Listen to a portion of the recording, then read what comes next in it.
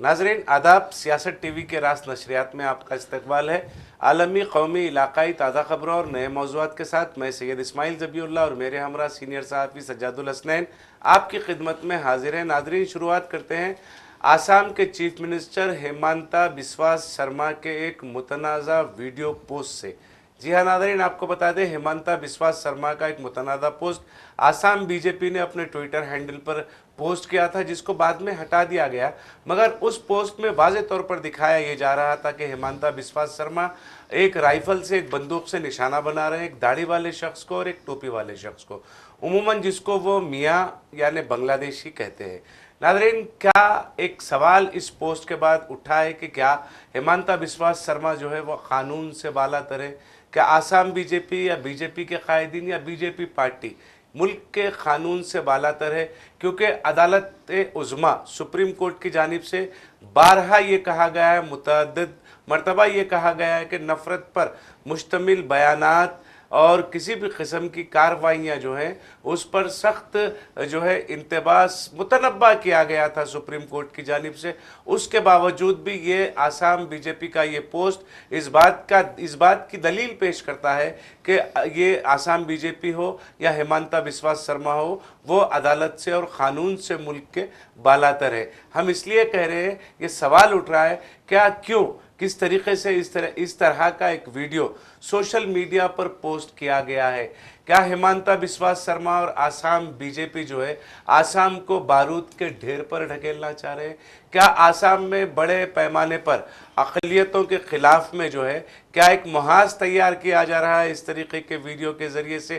क्या खामोशी के साथ आसाम बीजेपी आसाम में मुसलमानों की या अक़लियतों की नस्ल कशी की तैयारी कर रही है? ये तमाम सवालात हैं, ये मुल्क की आवाम पूछ रही है, अपोजिशन की जानिब से ये सवालात उठाए जा रहे हैं।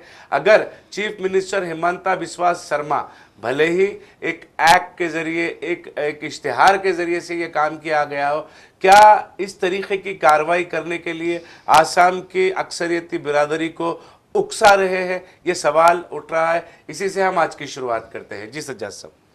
जी देखिए, ये एक जो है वीडियो वायरल हुआ था आसाम बीजेपी के ऑफिशियल जो है वेबसाइट से, ये जो है वीडियो वायरल किया गया था, जिसमें ये दिखाया गया कि जो है चीफ मिनिस्टर आसाम के बिस्वा शर्मा जो है गन से शूट कर रहे हैं, और वो जिस पे शूट कर रहे हैं वो एक बूढ़ा है, दाढ़ी वाला, एक मतलब एक चेहरे से ये मुसलमान लग रहा है, और एक नौजवान है जिसके सर पे टोपी है, और ये उनको शूट कर रहे हैं। मतलब एक है, इन्होंने एक अलामती जो है वीडियो था है जिसमें ये दिखाया गया कि आसाम का सीएम जो यकीनन इसको, जैसा कि आपने कहा, एक तमसीली वीडियो के तौर पे इसको पेश किया गया है। यही सवाल उठ रहा है सज्जाद साहब, क्या आसाम की आवाम को उकसाया जा रहा है इस तमसीली वीडियो के जरिए से? बिल्कुल यही सवाल जो है कल कांग्रेस ने भी उठाया था। कांग्रेस के जो जनरल सेक्रेटरी हैं वेणुगोपाल ने बहुत सख्त बयान जारी करते हुए कहा था कि एक चीफ मिनिस्टर इस तरह का वीडियो जारी करके पार्टी की ऑफिशियल वेबसाइट पे उसने वहाँ के लोगों को जो है मुसलमानों के कत्ल के लिए उकसाया है। सीधे सीधे उन्होंने कहा कि एक चीफ मिनिस्टर इस तरह का वीडियो जारी करके, तमसीली वीडियो जिसमें दिखाया जा रहा है कि वो जो है गन से एक मुस्लिम बूढ़े शख्स और एक नौजवान को, जो चेहरे मोहरे से ये मुसलमान लगते हैं, उनको गोली मार रहा है, गोली मार के उनका मर्डर कर रहा है। तो उन्होंने कहा कि इस तरह का वीडियो जारी करके वही पुरानी जो है बीजेपी की जो पॉलिसी है कि जो मुसलमानों के ख़िलाफ़ नफ़रत पैदा करो, मुसलमानों के ख़िलाफ़ जो है माहौल बनाओ, मुसलमानों के ख़िलाफ़ शरंगेज़ी करो, मुसलमानों के ख़िलाफ़ जो है इश्तियाल अंगेज़ी करो। देखिए, एक जानिब वज़ीर आज़म मोदी मलेशिया में वहाँ के वज़ीर आज़म अनवर इब्राहिम से गले मिल रहे थे, तो उसी वक्त दूसरी जानिब ये वीडियो बीजेपी के ऑफिशियल वेबसाइट से जारी हो रहा था। तो क्या जो है ये मैसेज बीजेपी दे रही है? क्या मोदी वहाँ मैसेज सर, आपको एक चीज़ बता दो, आप अगर मतलब मुसलसिल अगर नज़र करें हेमंता बिस्वा शर्मा के बयानात पर। जी। वो दिल्ली से जब से वापस हुए हैं, दिल्ली जाकर उन्होंने मुलाकात की बीजेपी की आला क़यादत से, उन्होंने मुलाकात की वज़ीर आज़म नरेंद्र मोदी और वज़ीर दाखिला अमित शाह से मुलाकात करने के बाद जब वो वापस आसाम वापस लौटे, वो बैरूनी दौरे पर भी वो गए थे, G20 की जो समिट चल रही थी, जहाँ पर हमारे चीफ मिनिस्टर भी यहाँ पर गए थे, रेवंत रेड्डी, और मुख्तलिफ चीफ मिनिस्टरान वहाँ पर आए थे।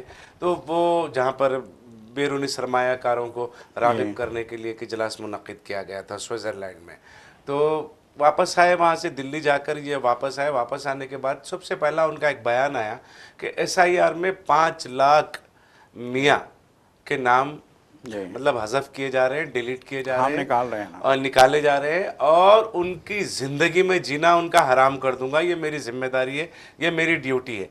पहला बयान वो आया।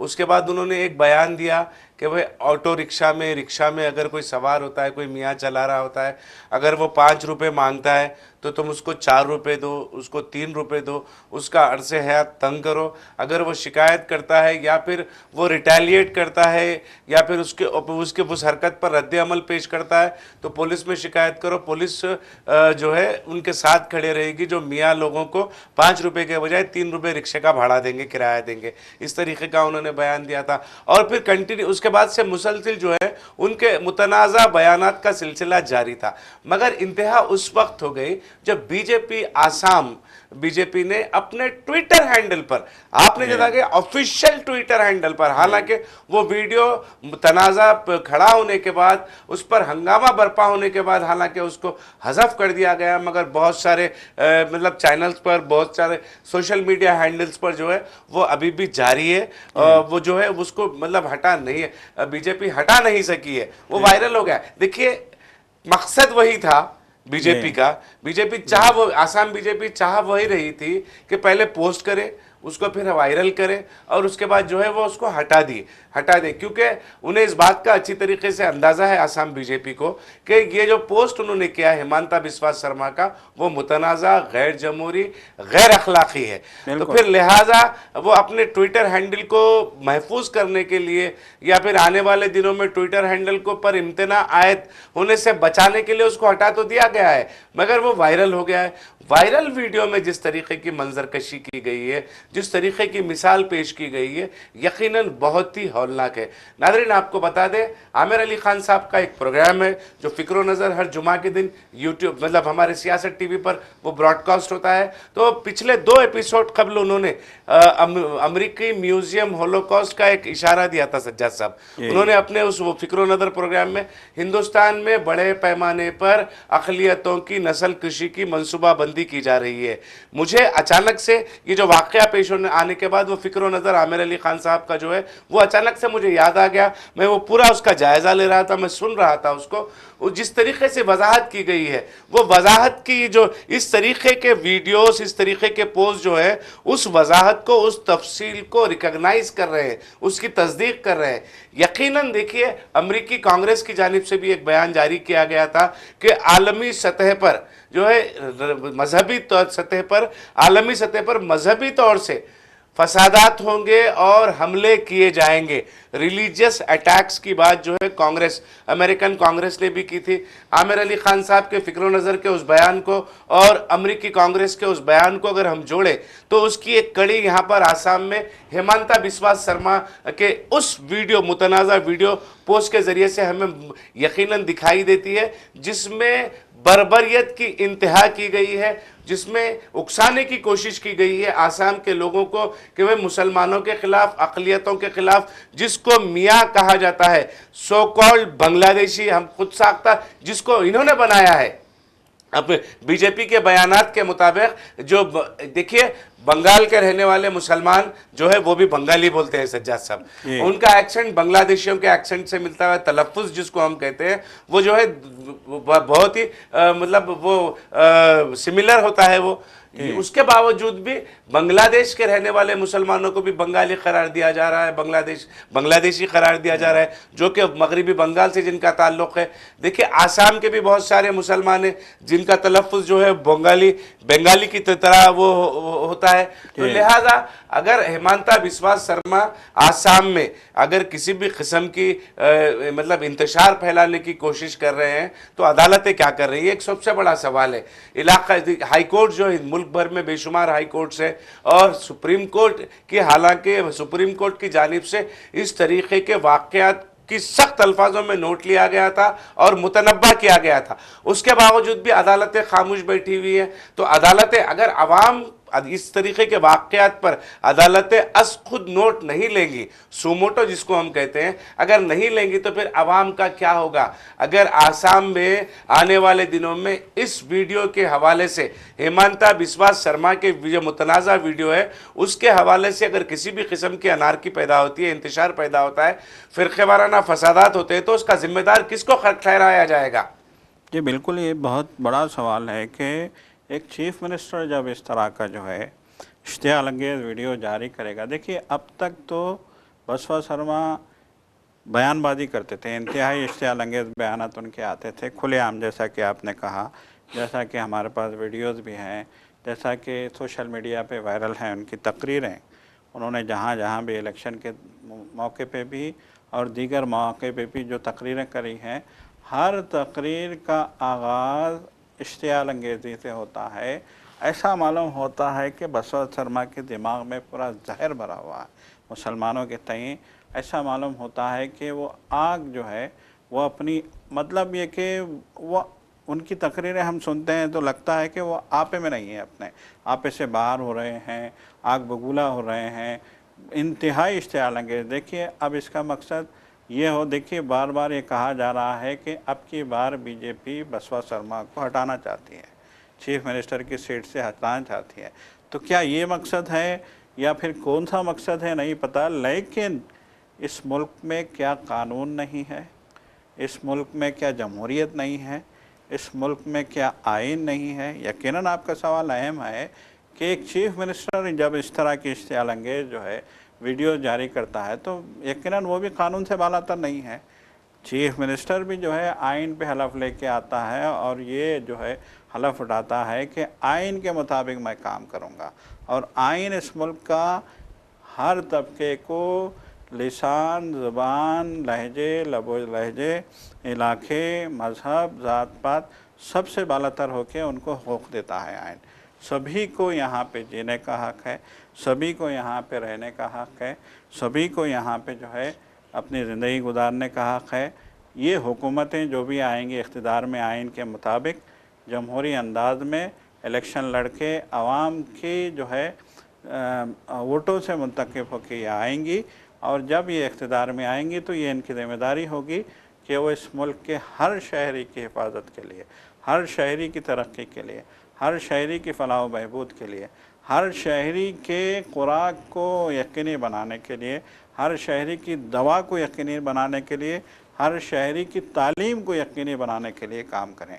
ये हमारा आइन जो है पाबंद करता है। जो सरकार में बैठे हैं लोग, जो चीफ मिनिस्टर है या वज़ीर है या एमएलए है या एमपी है या प्राइम मिनिस्टर है, प्राइम मिनिस्टर से लेके एमएलए तक, जो भी एमएलए से लेके कारपोरेटर तक, कारपोरेटर से लेके काउंसलर तक, जो भी चुन के आएगा जमहूरियत के मुताबिक, वो इस बात का पाबंद होगा कि वो अपने हल्क़े इंतखाब के लोगों की हिफाजत के लिए, चीफ मिनिस्टर अपनी रियासत के लोगों की हिफाजत के लिए काम करे। लेकिन यहाँ जिस तरह की हम देख रहे हैं 2014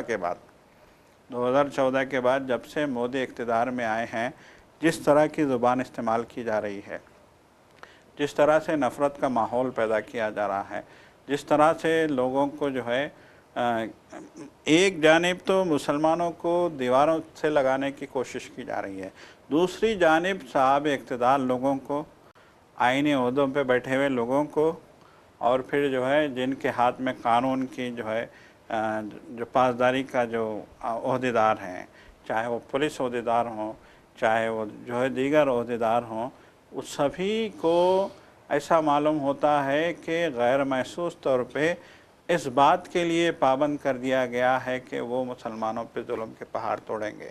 अब आप देखिए, चाहे वो महाराष्ट्र हो, चाहे वो यूपी हो, चाहे वो उत्तराखंड हो, जहाँ जहाँ बीजेपी की सरकार है, वहाँ वहाँ हमने इन 10 से 11 सालों में क्या देखा?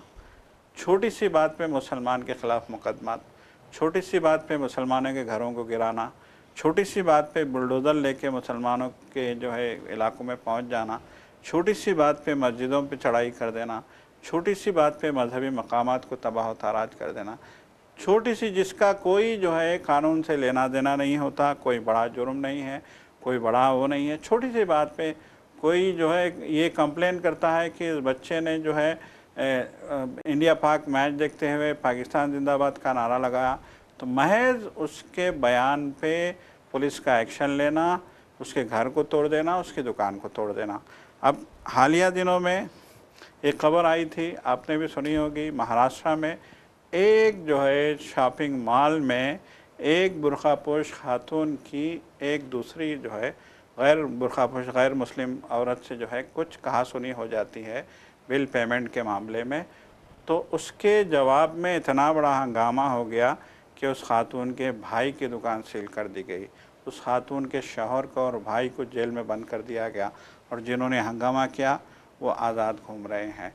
तो इस तरह का जो माहौल यहाँ पे खौफ का बनाने की कोशिश की जा रही है, जिस तरह का माहौल यहाँ पे पैदा किया जा रहा है, जिस तरह से आपने कहा कि बसवा शर्मा मियाँ मियाँ मियाँ का जो नारा लगा रहे हैं, अभी मुझसे कल ही मैं देख रहा था उनका बयान, वो जो है धमकी दे रहे थे कांग्रेस को, या तो तुम मियाँ का साथ दो या आसाम का साथ दो। जी, मतलब एक ही खुलेआम कांग्रेस को धमकी दे रहे हैं, आप अंदाज़ा लगाइए। देखिए असल में मसला क्या है सज्जाद साहब, मियाँ का असली माना क्या है, मियाँ होता क्या है, हेमंता बिस्वा शर्मा को उस बात का बिल्कुल अंदाज़ा नहीं है।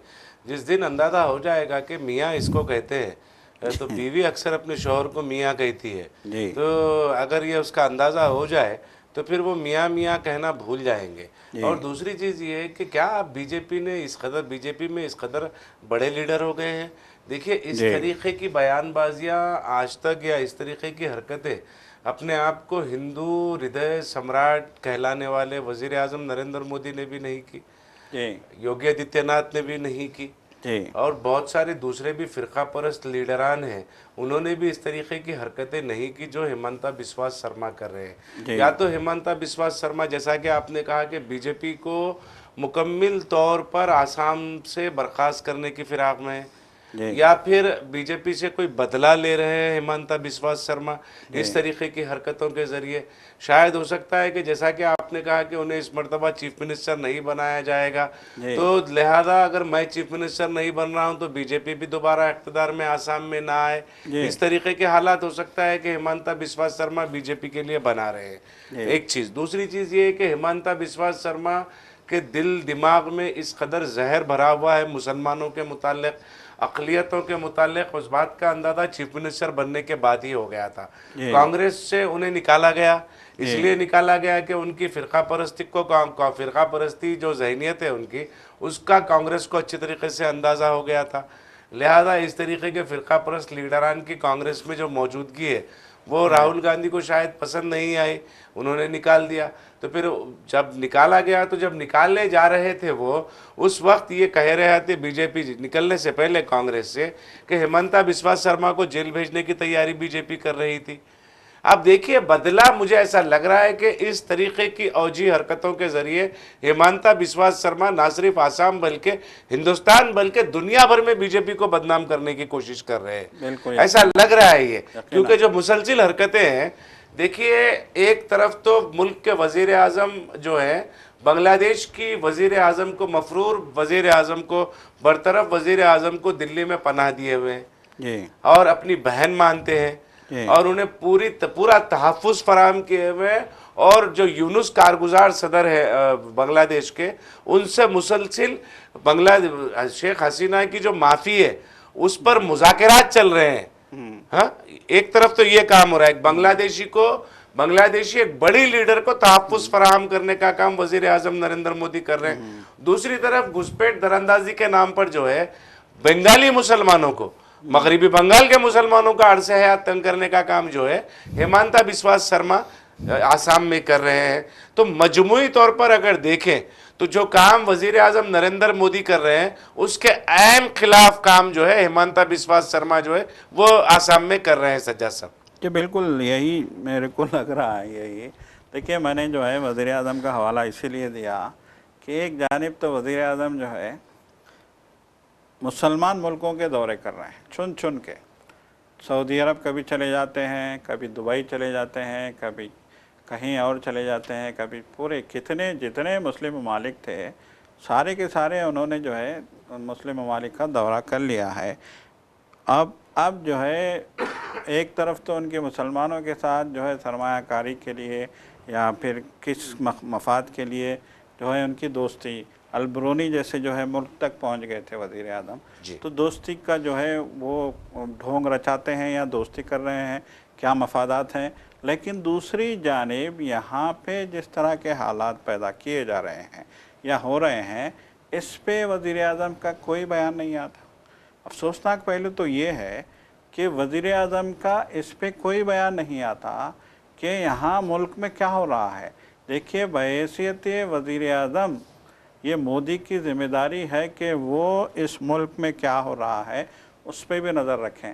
देखिए, एक जानिब RSS के सरबराह बोलते हैं, कल सुन रहा था उनकी जो है सदी तकारीब के सिलसिले में मुंबई में उनका लेक्चर चल रहा था, वो बोलते हैं कि हमें अपने रवैये को बदलना होगा, हमें अपने रवैये में जो है नरमी लानी होगी, जारियत से काम नहीं चलता, जारियत से लोग आपके जो है मुतनफ़र हो जाएंगे, जारियत से लोग आपके ख़िलाफ़ हो जाएंगे, आपको शरअंगेज़ी नहीं करनी चाहिए, आपको इश्तियाल अंगेज़ी नहीं करनी चाहिए, आपको लोगों को अपने करीब करना चाहिए, आपको समझने के लिए लोग तभी जो है समझेंगे आपको जब वो आपके करीब आएंगे।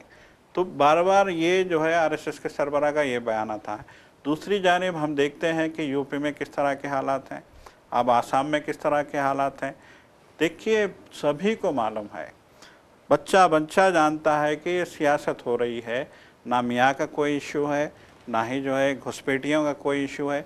अफसोस का मकाम तो ये है रबी साहब के मुल्क का वज़ीर दाखिला जब इलेक्शन के मौके पे जाता है तो घुसपैठियों की बात करता है, जबकि पिछले 12 साल से मुल्क की सरहदें उन्हीं के हाथ में है। बिल्कुल, मुल्क की सरहदों के मुहाफिज वो वजीर दाखिला अमित शाह ही है। उसके बावजूद भी हर इंतखाबी जलसे से रैली से खिताब करते हुए वो दरअंदाजी का हवाला देते हैं। और अफसोस की बात है कि अंधभक्त वो दरअंदाजी को सुनते हैं। देखिए, इस मुल्क का वजीर आजम हिंदू है, इस मुल्क का वजीर दाखिला हिंदू है, आसाम का चीफ मिनिस्टर हिंदू है, उसके बावजूद भी हिंदू खतरे में है कहकर मुल्क की जो फिरका परस्त ज़हनियत के हामिल अंधभक्त है उनके जहनों को और परागंदा करने का काम मुसलसिल जो है ये कर रहे हैं। देखिए, यहाँ पर अफसोस की बात यह है कि फिर मैं ये कह रहा हूँ सज्जाद साहब, अदालतों की खामोशी ये बड़ी ही तशवीशनाक अम्र है। अगर अदालतें इस हसास मौजू पर खामोशी इख्तियार करते हैं तो मुल्क में जो तबाही आएगी, मुस्तकबिल में जो तबाही आएगी, उसमें जब मौर्रिकीन तबाहियों के बाप तहरीर करेंगे तो उसमें अदालतों की खामोशी को भी तहरीर करने पर मौर्रिकीन मजबूर हो जाएंगे। तो कम से कम अदालत, देखिए जस्टिस चलमेश्वर, आप सज्जाद साहब, इस तरीके के हालात पर जब कभी भी इस तरीके के हालात मुल्क में पैदा होते हैं तो मुझे जस्टिस चलमेश्वर की याद यकीनन आती है। एक वाहिद वो जज थे जिन्होंने अदालतों में हो रही नाइंसाफियाँ और मुल्क में चल रहे बदउनवानी और इस तरीके के फ़िरका परस्ताना वाक़यात पर अदालतों की खामोशी के लिए खामोशी पर वो खामोश नहीं रहे। उन्होंने अपनी जिम्मेदारी बहैसियत सुप्रीम कोर्ट जज एक प्रेस कॉन्फ्रेंस के ज़रिए उन्होंने कर दी थी, अवाम को आगाह कर दिया था, ज़िम्मेदारान को आगाह कर दिया था। उसके बावजूद भी अदालतें खामोशी इख्तियार करते हैं। हमने देखा है कि पिछले जो गवाही जो थे साबिका चीफ जस्टिस ऑफ इंडिया थे, उन पर किस तरीके से जूता फेंका गया। आप देखिए नफरत कहां तक पहुंच गई है। अदालतों के दरवाजों तक, अदालतों के कमरे इंसाफ तक अगर जब पहुंच जा रही है नफरत, उसके बावजूद भी अदालतें खामोश हैं, तो आने वाले दिन जो है यकीनन बड़े ही तशवीशनाक होंगे। अदालतों को इस पर कार्रवाई करनी चाहिए। जिस तरीके से अदालतों ने सख्त मुतनब्बा किया था इश्तियाल अंगेज तकारीर के हवाले से, तो अदालतों को चाहिए कि जब हेमंता बिस्वा शर्मा का वायरल वीडियो अदालतों की अगर तवज्जो में आता है तो फौरी तौर पर उस पर कार्रवाई करते हुए हेमंता बिस्वा शर्मा जैसे फिरका परस्त, मुल्क के सबसे बड़े फिरका परस्त की गिरफ्तारी का ऐलान अदालत को करना चाहिए। तभी जो लोग, इस मुल्क की आवाम जो है वो इंसाफ की उम्मीद अदालतों से कर सकती है। इंसाफ के तकाजे उसी वक्त पूरे होंगे जब इस तरीके के बेलगाम फिरका परस्तों के खिलाफ अदालतें कार्रवाई करना शुरू कर देती है। सज्जाद साहब जी बिल्कुल, यकीनन देखिए, मल्लिकार्जुन खड़गे जो राज्यसभा में अपोजिशन लीडर हैं, कांग्रेस के सदर हैं, उन्होंने भी राज्यसभा में ये बात कही है कि अगर अदालतें खतरे में पड़ जाएं, अगर अदालतों में जो है फैसले इस तरह के होने लगें, अगर अदालतों में जो है फैसला साजों पे, जजों पे दबाव बनाया जाने लगे, तो फिर इस मुल्क का अल्लाह ही हाफिज़ है। उन्होंने दो टोक अंदाज में कहा है कि एक जानिब इलेक्शन कमीशन जिस तरह के जो है काम कर रहा है वो जमहूरियत के लिए ख़तरा बनते जा रहे हैं। इलेक्शन कमीशन खुलेआम जानिबदारी दिखा रहा है। SIR का हवाला देते हुए उन्होंने कहा था कि इलेक्शन कमीशन खुलेआम जानिबदारी का मुजाहरा कर रहा है। हत्ता कि ममता बनर्जी ने election commissioner, chief election commissioner से SIR के मौजू पे मुलाकात करने के बाद बाहर निकल के प्रेस कॉन्फ्रेंस करते हुए कहा था कि ऐसा झूठा इलेक्शन कमीशन मैंने अपनी ज़िंदगी में नहीं देखा, मेरे अपने पूरे सियासी कैरियर में मैंने ऐसा झूठा इलेक्शन कमीशन नहीं देखा। तो आप अंदाज़ा लगाइए कि मुल्क के आईनी इदारे कहाँ जा रहे हैं, मुल्क की अदलिया को किस तरीके से दबाव में जो है किस तरीके से मुल्क की अदलिया पे दबाव बनाया जा रहा है। आपको याद होगा कि एक जज ने जो है यूपी में संभल में निहत्थे बच्चों पे गोली चलाने वाले पुलिस अफसर के ख़िलाफ़ FIR दर्ज करने का हुक्म दिया था। सिर्फ इतना ही उस जज ने चौधरी और अनुज शर्मा के खिलाफ में, बिल्कुल इतना ही उस जज ने कहा कि इनके खिलाफ़ FIR दर्ज करो और जो है इनके खिलाफ़ एक्शन लो। इतनी बात पे उसका तबादला जज का कर दिया जाता है। और जब भी कांग्रेस ने कहा था, जब भी कांग्रेस के तर्जुमान जो है पवन खेरा ने प्रेस कॉन्फ्रेंस करते हुए कहा था कि सुप्रीम कोर्ट को इसका एक्शन लेना चाहिए कि एक जज को, हुकूमत के ख़िलाफ़ फैसला सुनाने वाले जज को, इंसाफ का जो है फैसला सुनाने वाले जज को कैसे तबादला किया जा सकता है उस जज का। लेकिन अफसोस के सुप्रीम कोर्ट आज भी जो है खामोश है इस मामले पे। तो यकीनन देखिए, कहा जा रहा था कि जस्टिस गोगोई के बाद से ही ये कहा जा रहा था, क्योंकि justice Gogoi, chief justice of India जो है गोगोई, रंजन गोगोई जो है, उन्हें जब राज्यसभा की मतलब जिम्मेदारी तफवीज़ की गई, सीट अलॉट की गई राज्यसभा की, उन्हें सीट अलॉट करना ही बोलेंगे उसको, कोई दूसरी इस्तेलाह इस मामले में पेश नहीं आती, इस्तेमाल नहीं कर सकते। सीट अलॉट की गई थी रंजन गोगोई को। फिर जस्टिस DY चंद्रचूड़ के मकान पर वज़ीर आज़म नरेंद्र मोदी का गणेश पूजा के लिए जाना, ये तमाम चीज़ें इस बात की तरफ आपको इशारा करती है कि अदालतें जो है, अदालतों में अब जो है हसासियत बाकी नहीं रह गई है। इंसाफ के तकाजे इसीलिए पूरे नहीं हो रहे। सज्जाद साहब ने अभी जिक्र किया एक जज का संभल के हवाले से, जब वो इंसाफ के तकाज़ों को पूरा करने की कोशिश करते तो उन्हें बरतरफ, उन्हें मअतल, उन्हें मतलब उनका तबादला कर दिया जाता है। तो इस तरीके के बेशुमार वाक़यात उत्तर प्रदेश के बशमूल मुल्क के मुख्तलिफ रियासतों में पेश आ रहे हैं जहाँ पर BJP बरसरे इक़्तिदार है। एक वाक़या उत्तर प्रदेश में पेश आया है जहाँ पर एक हेडमास्टर जान मोहम्मद को महज एक BJP के लीडर की झूठी शिकायत पर बरतरफ कर दिया गया था। हालांकि इंकशाफ हुआ, तहकीकात हुई, जब तहकीकात में ये बात रिपोर्ट निकल कर सामने आई कि जान मोहम्मद बेकसूर हैं, तो उनका जो उनको सस्पेंशन ऑर्डर था उसको मनसूख कर दिया गया, फिर उन्हें बहाल कर दिया गया। लेकिन जिस किस्म के ट्रॉमा से, जिस किस्म के सदमे से बमअतली के बाद जो है जान मोहम्मद गुजरे हैं, तो क्या वो सदमे को वापस लाने का उत्तर प्रदेश हुकूमत काम कर सकती है? क्या वो BJP लीडर जो मुसलसल हिरासा कर रहा था और फर्जी शिकायत के ज़रिए से जान मोहम्मद एक फर्जशनास हेडमास्टर को बरतरफ कराने का वो जिम्मेदार ठहरा था, तो क्या वो जो है जिस सदमे से जान मोहम्मद गुजरे हैं, क्या वो सदमा उन्हें, वो जो हालात हैं उनको वापस ला कर दे सकता है? हरगिज़ नहीं दे सकता। जी सज्जाद साहब। जी बिल्कुल, यकीनन देखिए, मथुरा की गवर्नमेंट स्कूल के हेडमास्टर थे जान मोहम्मद, और जो है मथुरा एक बड़ा शहर, मकबूल मशहूर शहर है, एक जो है मजहबी मरकज़ भी है।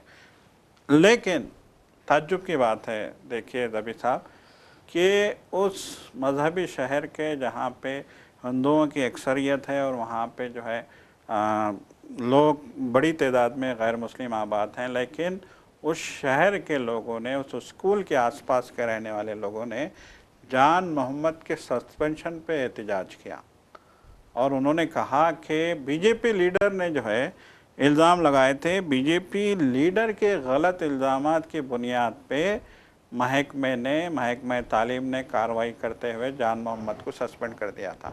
और दिलचस्प बात यह है कि जो है लोग आगे आ गए जान मोहम्मद की हिमायत में। एक जानिब हम देखते हैं कि मोहम्मद दीपक हैं, जिनका जो है आज पूरे जो है इंडिया में चर्चा है, हत्ता कि राज्यसभा में भी जो है मोहम्मद दीपक की गूंज सुनाई दी थी।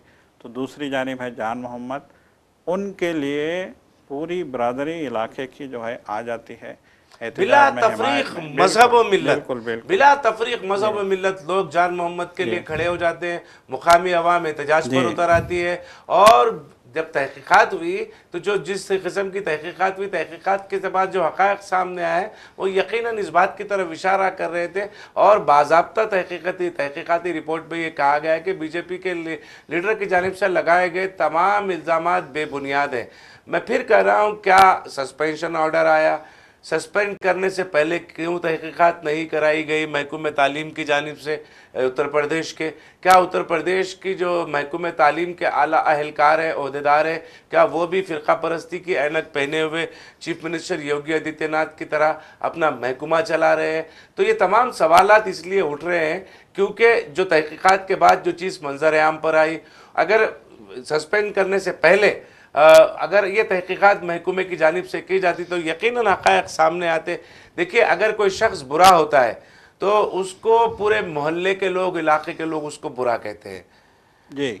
अगर कोई शख्स अच्छा होता है तो उसको पूरे मोहल्ले के लोग और पूरे पड़ोसी जो अड़ोस पड़ोस के लोग होते हैं वो उस शख्स की तारीफ़ करते हैं। और जान मोहम्मद की अच्छाई का यही सबूत है कि मुकामी लोग जो है वो सड़कों पर उतर आए एहतजाज करने के लिए बिला तफरीक मज़हब, और उन्होंने पूरा साथ दिया जान मोहम्मद का। एक देखिए, एक किस्म का हवा खड़ा किया जा रहा है हिंदुस्तान में।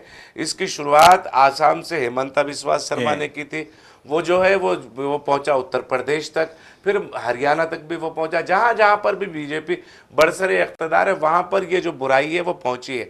सबसे अहम बुराई ये है कि मुसलमानों को जो है हमेशा से आप मुसलमानों का गलत तरीके से पेश करने का काम किया गया है, मुसलमानों को बदनाम करने की कोशिशें की गई हैं, मुसलमानों के मुताल्लिक़ बदगुमानियाँ फैलाई गई हैं, झूठ फैलाया गया है, नफ़रत फैलाई गई है। एक मिसाल अगर मैं बताता हूँ, जेफरी एप्स्टाइन, अगर क्योंकि वो यहूदी है इसलिए उसके मज़हब को कोई बुरा नहीं कह रहे हैं, सच्चा सब ये गौर करने की बात है। अगर वही शख्स अगर कुछ अब्दुल्ला या फिर कुछ मोइस या फिर कोई जॉन मोहम्मद होता तो फिर उसका मजहब वहां पर घेर लिया जाता। तो ये सबसे अहम बात है। एक शख्स को आप जेफरी एप्स्टाइन को खाली, हालांकि जेफरी एप्स्टाइन के जो जराइम है वो इंसानियत को, सारी दुनिया इंसानियत को शर्मसार करने वाले जराइम है। बच्चों की, मासूम बच्चियों की, नाबालिग बच्चियों की तस्करी और फहाशी के रैकेट चलाना, जिस्म फरोशी का काम करना, बच्चों का गोश्त, मासूम बच्चों का गोश्त जो है मेहमानों को खिलाना अपने, इस तरीके के तो ख़हाबागिरी के अड्डे चलाना और पूरे वीआईपीस के लिए। देखिए, अनिल अंबानी का भी एक फाइल निकल कर सामने आई है, सुनहरी बालों वाली औरत मुझे फराहम करे, एप्स्टाइन से वो कह रहे हैं। तो ये इस तरीके की खिदमत अंजाम देने वाले शख्स के मजहब को कोई नहीं ला रहा है क्योंकि वो यहूदी है। अगर यही कोई मुसलमान होता तो फिर सारी दुनिया जो है, कर्नल गद्दाफी को इस्लाम की बुनियाद पर बदनाम किया गया, सद्दाम हुसैन को इस्लाम की बुनियाद पर, ये हमारे नेशनल टीवी चैनल जो है, जो गोदी मीडिया बने हुए जिसको येलो मीडिया कहा जाता है, इन्हीं मीडिया चैनलों के ऊपर बड़ी बड़ी स्टोरीज चलाई गई, इस्लाम के हवाले से चलाई गई, मुसलमानों के हवाले से चलाई गई। जेफरी एप्स्टाइन के मजहब की बुनियाद पर एक स्टोरी चलाकर आप दिखाएं, फिर आपकी सहाफत को हम सच्चा करार देंगे। अगर ये कोई मुसलमान अगर रहता जेफरी एप्स्टीन की जगह, तो फिर उसके मजहब को बुनियाद बनाकर मजहब को इस्लाम बदनाम करने का काम किया जाता।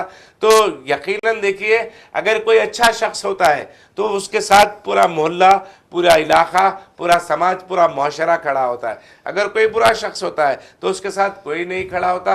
जान मोहम्मद हक पर थे, इसलिए मथुरा की आवाम सड़कों पर उतर आई और सड़कों पर उतरकर उन्होंने एहतजाज किया और इस बात का सबूत दिया कि जो नफरत के बाजार में राहुल गांधी मोहब्बत की दुकान खोलने की कोशिश कर रहे हैं, उस दुकान के ग्राहक मथुरा की आवाम है। जी भाई। बिल्कुल यकीनन देखिए, जैसा कि हम देख रहे हैं कि जैसा कि जो है बार बार कहा जा रहा है, मोदी भी कह रहे थे पार्लियामेंट में, आपको याद होगा कि जो है जब उनसे सवाल किया गया कि ये अचानक अमेरिका से कैसे डीलिंग हो गई, तो लोकसभा में तो उन्होंने जो है आने की ज़रूरत नहीं की।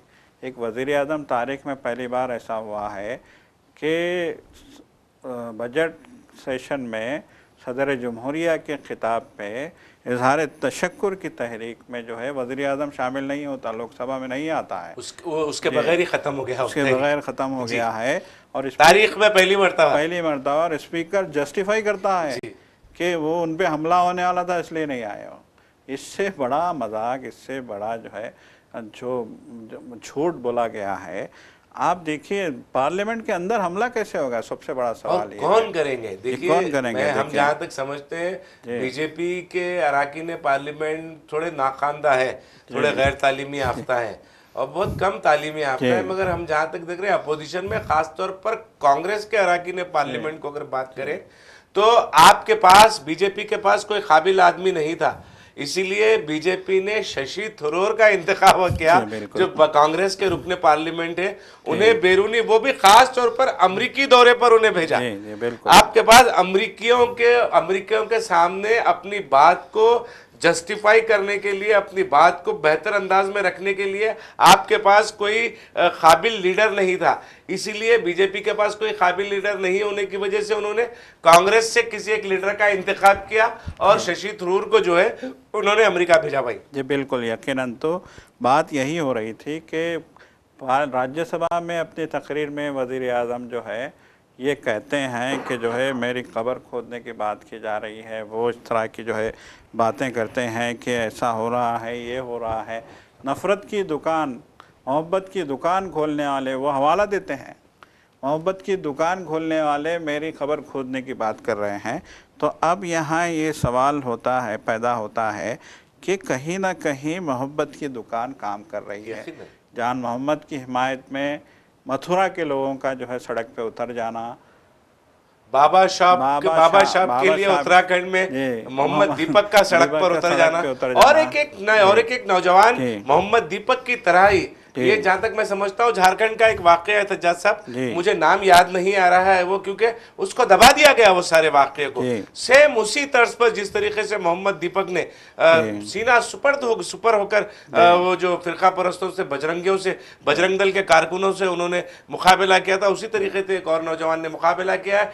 यकीनन राहुल गांधी की मोहब्बत की दुकान काम कर रही है, थोड़ी और मेहनत उस पर करने की जरूरत है। हिंदुस्तान एक खूबसूरत फूलों पर मुश्तमिल गुलदस्ता है जिसमें मुख्तलिफ रंगों के, मुख्तलिफ खुशबुओं के फूल उसमें पैवस्त हैं उस गुलदस्ते में, लेकिन उस गुलदस्ते पर, मतलब उस गुलदस्ते को तबाह करने का, उन फूलों को कुचलने का काम किया जा रहा है और बचाने का काम जो है अपोजिशन मुसलसिल कर रही है। बड़ी हद तक जो है कामयाबी अपोजिशन को नहीं मिली है यकीनन, मतलब कुछ इब्तदाई तौर पर हम कह सकते हैं कि कुछ कामयाबियां हासिल हुई हैं अपोजिशन को अब मुल्क के खूबसूरत गुलदस्ते को बचाने के लिए, मगर जिस तरीके का काम किया जा रहा है उस पर और मज़ीद काम की ज़रूरत है। जी बिल्कुल, देखिए यकीनन मज़ीद काम की ज़रूरत है और काम दिख रहा है। जैसा कि हमने हवाला दिया जान मोहम्मद का, जैसा कि हमने हवाला दिया मोहम्मद दीपक का, उसी तरीके से गाज़ियाबाद से भी एक खबर निकल के आई थी गुज़िश्ता दिनों कि एक बिरयानी की दुकान पे पहुंच गए थे बजरंग दल के लोग, बिरयानी की दुकान बंद करने के लिए, लेकिन वहाँ के मुकामी लोग जो है आके वहाँ खड़े हो गए और उनको जो है मार पीट के भगा दिया गया। ये खबर भी मीडिया ने पूरी तरीके से दबा दी है। ये सोशल मीडिया के ज़रिए कहीं कहीं नज़र आई, फेसबुक पे, यूट्यूब पे, इधर उधर कहीं कहीं ये रील नज़र आई, लेकिन इसको पूरी तरीके से सख्ती के साथ इस खबर को दबाया गया है। तो यकीनन जैसा कि आपने कहा कि मोहब्बत की दुकान काम कर रही है, तभी तो एक बीजेपी लीडर के इल्ज़ामात के बावजूद मथुरा के लोग जान मोहम्मद की हिमायत में आगे आए और उन्होंने उनका जो है हिमायत की, और ख़ुद डिपार्टमेंट को मजबूर होना पड़ा, एजुकेशन डिपार्टमेंट को, कि वो जान मोहम्मद की इंक्वायरी करवा के उनको जो है बहाल करे और उनके जो है इल्ज़ामात को मुस्तरद करे। यकीनन बहुत अच्छा काम हुआ है, मगर बरतरफी से कबल अगर महकमा तहकीक़ात करता और तहकीक़ाती रिपोर्ट मंजर आम पर लाता तो यकीनन फ़िरका परस्तों के चेहरे पर मुँहतोड़ ज़ोरदार तमाचा होता। मगर क्या करेंगे, मजबूर है। अगर चीफ मिनिस्टर योगी आदित्यनाथ को नाराज़ नहीं करना महकमे के आला अहदेदारों की ये जिम्मेदारी बन गई है। अगर वो नाराज़ हो जाएंगे तो फिर एक जज का तबादला हो सकता है, तो फिर एक ऑफिसर का जो महकमे तालीम का है उसका तबादला होना कोई, या फिर वो उसका बरतरफ हो जाना, उसका सस्पेंड हो जाना कोई बड़ा काम नहीं होगा योगी के राज में। देखिए, योगी का ही राज है जहाँ पर जान मोहम्मद पर जो है को पर बेबुनियाद इल्ज़ाम लगाकर उन्हें सस्पेंड करने की कोशिश की गई। और एक भदोई का वाक़या है उत्तर प्रदेश के, जहाँ पर एक दलित नौजवान को 20 साला दलित नौजवान को इस कदर पीटा गया, इस कदर मारा गया कि उसकी आँख चली गई, आँख से वो अंधा हो गया। राहुल नाम का नौजवान अपनी आँख से अंधा हो गया। उस पर देखिए, दलित और अक़लियतें जो है इस मुल्क में महफूज नहीं है। हम बारहा इस तरीक़े के वाक़यात के ज़रिए से मुल्क की आवाम को आगाह करने की कोशिश कर रहे हैं कि पहले मुसलमानों को निशाना बनाया गया, फिर ईसाइयों को निशाना बनाया गया, और फिर साथ ही साथ दलितों को भी निशाना बनाया जा रहा है। तो ये बारी बारी सबके, मतलब आज अगर मुसलमान और ईसाई अगर निशाने पे हैं और दलित निशाने पे, तो फिर कल कोई और होगा। जब तक मुत्तहिद नहीं होंगे तमाम अक़लियतें और तमाम पसमानदा तबक़ात SC ST OBC एक प्लेटफॉर्म पर जमा होकर अगर एक ताकत नहीं बनेंगे, तो यकीनन देखिए इस तरीके से जब बटेंगे तो जिस तरीके से नारा लगाया गया था उत्तर प्रदेश में लगाया गया था, महाराष्ट्र में भी बटेंगे तो कटेंगे का नारा लगाया गया था। तो हम भी यही कह रहे हैं कि अक़लियती तमाम माइनॉरिटीज़ और SC ST OBC अगर बटेंगे तो इसी तरह मार खाएंगे, कोई सस्पेंड होगा, कोई अंधा हो जाएगा। कि बिल्कुल यकीनन फटेंगे तो कटेंगे। ये नारा जो है मोदी का भी था, योगी का भी था। ये नारा जी महाराष्ट्र के इलेक्शन में नारा लगाया गया था। लेकिन हकीकत इस बात की है कि यहाँ पे आप ज़ात पात की बुनियाद पे, मज़हब की बुनियाद पे अगर किसी को बांटेंगे या फिर बटेंगे लोग इस मुल्क में इत्तेहाद नहीं होगा। मज़हब की बुनियाद पे, ज़ात पात की बुनियाद पे, इलाके की बुनियाद पे, लिसान की बुनियाद पे अगर इत्तेहाद नहीं होगा तो फिर जो है कटेंगे लोग। तो ये समझने वाली बात है और इस नारे को बहुत वसीतर अंदाज में देखने की ज़रूरत है। वरना तो देखिए लिसानी झगड़े भी बहुत ज़्यादा शिद्दत इख्तियार कर रहे हैं इस मुल्क में। बीजेपी के आने के बाद एक जानिब जहां मजहबी नफ़रत पैदा की गई, मजहबी नफ़रत पैदा करके देखिए आप 15, 11, 12 साल से इक़्तिदार में हैं, लेकिन यहाँ सबसे अहम सवाल ये है कि इन 12 सालों में सिर्फ इंतशार ही क्यों है, इन 12 सालों में एकसुई क्यों नहीं है, इन 12 सालों में सुकून क्यों नहीं है लोगों को। कभी जो है नोटबंदी के नाम पे, कभी GST के नाम पे, कभी कोरोना के नाम पे, कभी लॉकडाउन के नाम पे, कभी कुछ। महंगाई तो अपने इंतहा पे पहुंच गई। 2 लाख रुपए सोना हो गया है जी। पेट्रोल 110 रुपये का कर दिया गया है, जबकि आज भी कहा जा रहा है कि हिंदुस्तान से पेट्रोल ख़रीद के लोग जो है 40 रुपये में बेच रहे हैं पड़ोसी मुल्कों में। तो ये जो है सूरत हाल इस मुल्क के आवाम की आपने पैदा कर दी। रोज़गार के मौके आपने नहीं निकाले। कभी कभी जो है जब रोज़गार का गूंज सुनाई देती है, जैसे कि बिहार के इलेक्शन में सुनाई दी थी रोज़गार की गूंज, तो वज़ीर-ए-आज़म आ जाते हैं स्क्रीन पे, दिल्ली में 1000, 2000, 5000 लोगों को जो है अपॉइंटमेंट लेटर जो है वो जारी कर देते हैं और ऐलान करते हैं कि इस साल हम 10 करोड़ जो है असामियाँ पुर करेंगे और फिर टाएँ फिश। देखिए आप अंदाज़ा लगाइए, मुल्क का वज़ीर-ए-आज़म 5,000 लोगों को अपॉइंटमेंट लेटर बांट रहा है। इससे आप अंदाज़ा लगाइए कि किस नौइयत की सिचुएशन इस मुल्क में है। 140-50 करोड़ लोगों का ये मुल्क है और 140-50 करोड़ लोगों के लिए आपने क्या इंतजाम किए? सबसे बड़ा सवाल यही है। आप वंदे भारत की बात करते हैं, आप बुलेट ट्रेन की बात करते हैं, आप एक्सप्रेस वेज की बात करते हैं, लेकिन आप गरीब की बात नहीं करते, आप किसान की बात नहीं करते। आज किसान का मसला इतना बड़ा हो गया है रवि साहब, एक जानिब तो आपने एक ज़राई पॉलिसी बना के एक काला कानून किसानों पे थोपने की कोशिश की थी, जिसको किसानों ने नाकाम बना दिया। अब आपने एक ऐसा एग्रीमेंट किया है अमेरिका से, जिसके बाद ये खबरें आ रही हैं कि अमेरिका अपनी मर्ज़ी का सारा अनाज इंडिया में फ्री में डंप करेगा, उस पर कोई तारीफ नहीं होगा। ऐसा एग्रीमेंट आपने किया यस सर, है। कहा है जी वजीर बिल्कुल बिल्कुल, ऐसा एग्रीमेंट आप करके आ गए और आप कह रहे हैं कि हिंदुस्तान के किसानों को कोई जो है इससे नुकसान नहीं होगा। आप वहाँ का माल, इंडिया के किसान आज परेशान है कि उनका एमआरपी पे अनाज नहीं खरीदा जा रहा है। उनके लिए खाद इतनी महंगी कर दी गई है कि उनकी फसलें महंगी होती जा रही हैं, उनका जीना हराम करके रखा हुआ है, उनको सज़ा दी जा रही है। उन्होंने जो एहतजाज किया था हुकूमत के खिलाफ, ये जो इक़दाम है अमरीकी, जो जी ज़रई जो तब्दीली है, जी ज़रई जो जी मुआहदात हुए हैं, वो मुआहदात भी मुझे ऐसा लग रहा है कि वो किसानों से जो बदला लिया जा रहा है जी इस तरीके की कार्रवाई के ज़रिए, इस तरीके बिल्कुल के मुआहदे के ज़रिए। बिल्कुल, यकीनन यही लग रहा है कि जो है एक जानब ट्रम्प कह रहे हैं कि इस मुआहदे से अमेरिका का किसान खुशहाल हो जाएगा, ये ट्रम्प का कहना है। जी जब इस मामले पे हमारे वज़ीर ख़ारिजा से अमेरिका में सवाल किया, वो अमेरिका में थे, एग्रीमेंट करने के लिए गए थे, तो जब उनसे सवाल किया गया तो उन्होंने कहा कि ये वो हमारे वज़ीर सनत बेहतर तौर पे इसका जवाब दे सकते हैं। जी जब वज़ीर सनत से कल ये बात पूछी गई तो वज़ीर सनत ये कहते हैं, पीयूष गोयल, कि ये जयशंकर बेहतर तौर पे जो है सिलसिले में आपको समझा सकते हैं। जी। मतलब ये कि क्या है, फुटबॉल है कि जो है यहाँ से देखिए, वहाँ, यहाँ पर वहाँ से सितम यहाँ। ज़रीफ़ी और अफसोस की बात यही है सज्जाद साहब जी कि जब ज्ञानेश कुमार को बचाने की बात आती है जी तो पूरे वजीर जो वज़रा हैं वो खड़े हो जाते हैं, जी बयानबाजियां शुरू कर देते जी हैं। बिल्कुल अगर तनाज़ा होता है फाइनेंस जी मिनिस्ट्री का, तो उसका जवाब बबांगे दहल रेलवे मिनिस्टर देते हैं। जी रेलवे का अगर कोई प्रॉब्लम हो जाता है तो उसका जवाब एग्रीकल्चर मिनिस्टर जी देते हैं। बिल्कुल एग्रीकल्चर के शोबे में अगर कोई तनाज़ा खड़ा हो जाता है तो उसका जी जवाब जो है आप रोड एंड ट्रांसपोर्ट मिनिस्टर देते हैं। जी यहाँ पर जवाब देने का मामला एक दूसरे को बचाने के लिए कर सकते जी हैं। बिल्कुल बीजेपी कायदीन, खास तौर पर बीजेपी के मरकजी वज़रा जो है, एक दूसरे की हिफाजत के लिए, एक दूसरे को तहफ़्फ़ुज़ फराहम करने के लिए बयानबाजियां कर सकते हैं,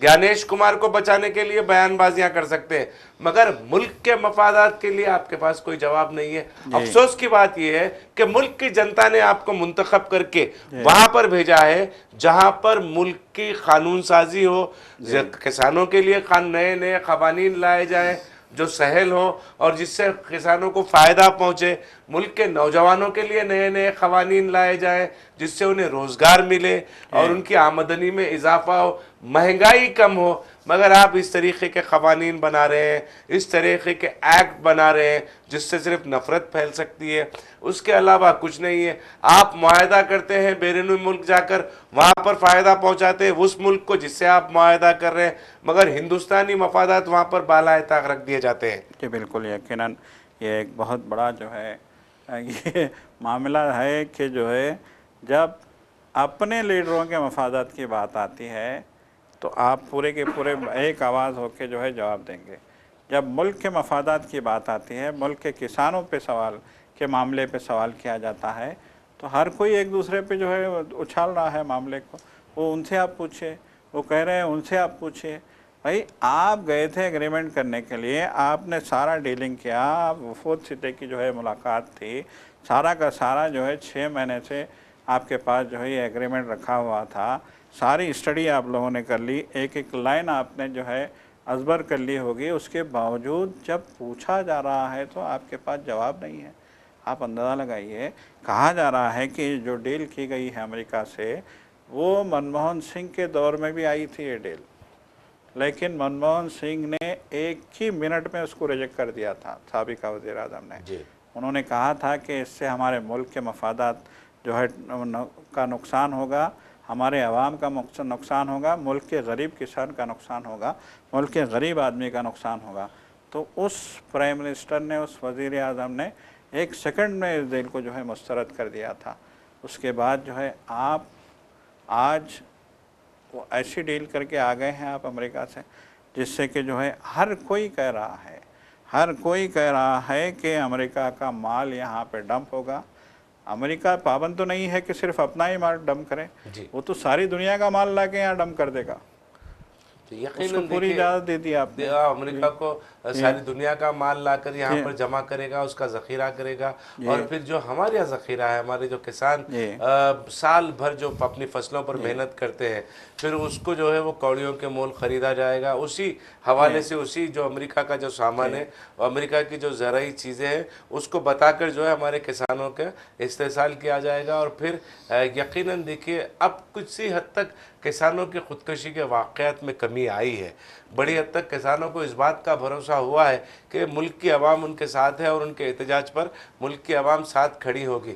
मगर ये भरोसा जो है वो कब तक क़ायम रखने में कामयाब होती है मरकज़ी हुकूमत, ये मरकज़ी हुकूमत के फ़ैसले पर मुनहसर होता है। तो नादरीन, एक दलित नौजवान को उत्तर प्रदेश में इस तरह कनाल में, नहर में जब वो गया था अपनी गाड़ी लेकर, वहाँ पर उसकी गाड़ी की चाबी छीन कर फेंक दी गई और उसके साथ मारपीट की गई। यकीनन इसके पीछे भी जो है वो नस्ली इम्तियाज़ जो है कार फरमा है। एक खबर मगरिबी बंगाल के हवाले से SIR को लेकर, मगरिबी बंगाल में SIR का जो खिलाफ में जो कार्रवाई की गई थी, अदालती कार्रवाई की गई थी, दरख्वास्त ममता बनर्जी ने दायर की थी, उस पर आज सुनवाई आज होने वाली है। सुप्रीम कोर्ट उस पर सुनवाई करेगा। जिससे क्योंकि हमारे पास वक्त ख़त्म हो रहा है, तो मुख्तसर तरीके से इस पर तबसरा करते हुए अपनी बात को अख्ताम पज़ीर करेंगे। तज्जा साहब जी देखिए, यही हमने बात यही कही है कि ममता बनर्जी को SIR पे शक है।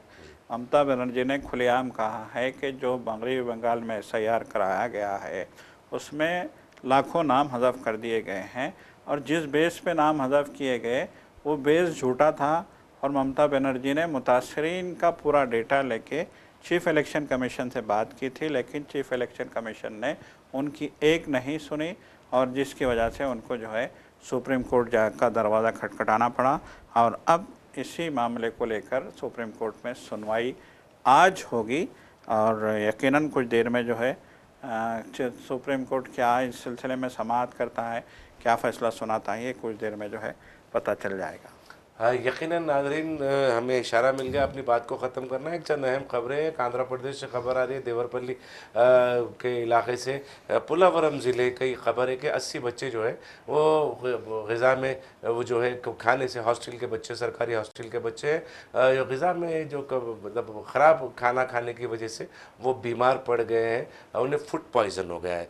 और एक खबर ये है कानपुर से, उत्तर प्रदेश के तंबाकू के बड़े ताजिर के एक बेटे अपने 12 करोड़ की लंबोर्गिनी जो कार होती है, बड़ी मशहूर गाड़ी है, स्पोर्ट्स कार है, वो फर्राटे मारती हुई VIP रोड से गुजर रही थी और उसकी जद में 6 गाड़ियां आ गए, बाइक आ गए और 6 लोग ज़ख्मी हो गए। इस तरीके की खबर कानपुर से आ रही है। और एक खबर जो है ईरान और अमेरिका के माबैन जो चल रही है कशीदगी है, वो कशीदगी के हवाले से है। ईरान पर अमरीकी हमला यकीनी है, इस तरीके की बात की जा रही है। मगर ईरान की जानिब से भी ये जवाब दिया गया है कि वो अपनी फ़ौजी तैयारी मुकम्मल कर चुका है और वो किसी से डर और खौफ का माहौल उनके पास नहीं है। वो डरने और घबराने वाले नहीं हैं, हर चीज़ का डटकर हम मुकाबला करेंगे। इस तरीके का बयान ईरान की जानिब से भी आ रहा है। तो नाज़रीन, अब वक्त हो चला है सियासत TV के दीगर प्रोग्रामों से आप जुड़े रहें। हमारा ये प्रोग्राम आपको कैसा लगा, आप ज़रूर अपनी राय कमेंट बॉक्स में अरसाल करें, और सियासत TV की सारी टीम को अब दे इजाज़त। खुदा हाफिज़। खुदा।